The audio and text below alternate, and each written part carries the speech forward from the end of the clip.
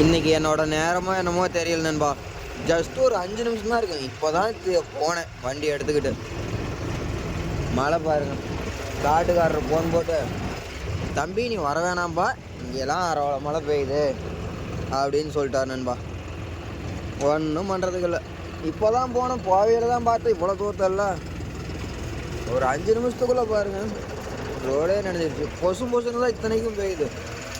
சும்மா நப்பு தூத்தலாக தான் பெய்யுது. அப்பவும் பார்த்தீங்கன்னா என்னமோ இன்னைக்கு நமக்கு வந்து ஃபீல்டு கொடுத்து வச்சது அவ்வளவுதான் சொல்லி இருக்குது நண்பா. பார்த்துக்கலாம் விடுங்க. உங்களுக்கு இந்த மாதிரி எத்தனை நடந்திருக்கு அப்படின்னு சொல்லிட்டு கமெண்ட் பண்ணுங்க. மேலே அடிக்குது. இப்போ எனக்காவது பரவாயில்ல நண்பா. இந்த நெல் ஓட்டுறவங்களாம் என்ன பண்ணுவீங்க பாவம்.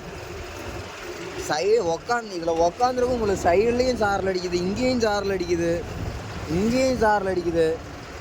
என்ன தான் பண்ணுவீங்க பாவம். எங்களை விட நீங்கள் தான் ரொம்ப கஷ்டமாக இருக்குது.